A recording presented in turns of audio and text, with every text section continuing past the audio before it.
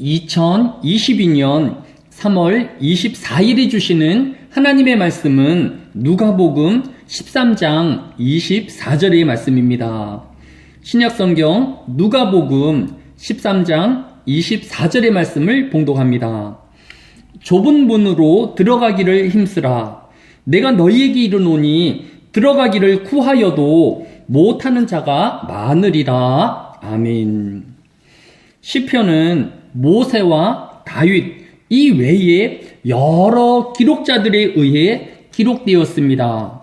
또한 시기적으로 모세의 때로부터 바벨론 포로 이후의 때까지 900여 년의 긴 간격을 두고 여러 기록자에 의해 한 권의 시편이 완성이 되어진 것입니다. 이렇게 여러 기록자와 또 오랜 시간적 간격을 두고 150여 편의 시를 모아 만들어진 이 시편의 순서를 정하는 것에는 특별한 의미가 있었을 것입니다.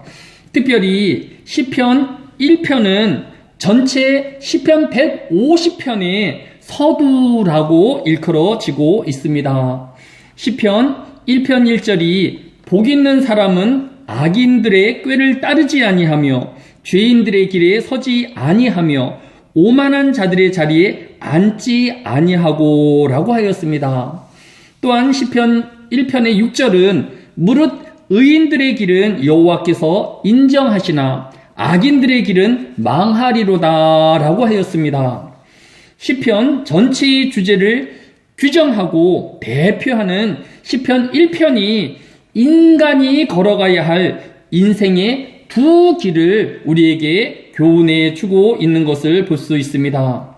즉 하나님의 백성이 걸어야 할 또 살아야 할 인생은 복 있는 사람의 길이며 또 의인의 길인 것을 우리에게 교훈해 주고 있는 것을 볼 수 있습니다.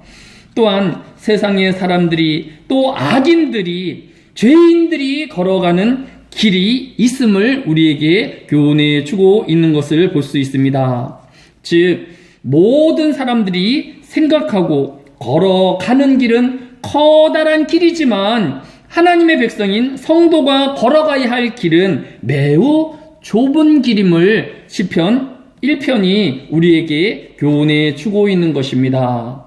오늘 본문의 배경인 누가복음 12장 23절에는 어떤 사람이 여짜오되 주여 구원을 받는 자가 적으니까 라고 예수님에게 묻는 것에서 시작하고 있습니다.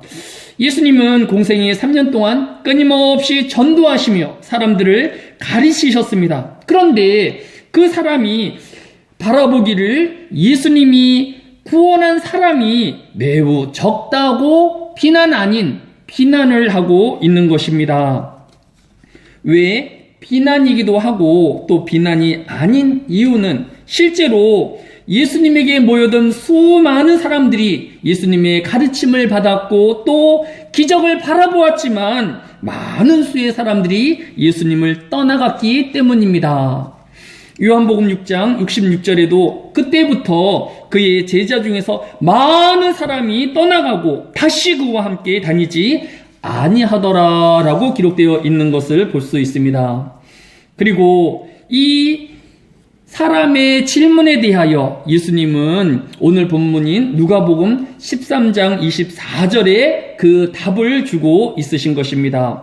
좁은 문으로 들어가기를 힘쓰라. 내가 너희에게 이르노니 들어가기를 구하여도 못하는 자가 많으니라 라고 대답해 주신 것입니다. 구원을 받는 사람은 넓은 길에 있는 사람이 아닌 좁은 길에 서 있는 사람이기에 그 수가 적은 것이 당연하다라고 대답해 주고 있는 것입니다. 왜 구원 얻는 사람의 수가 적은 것일까요?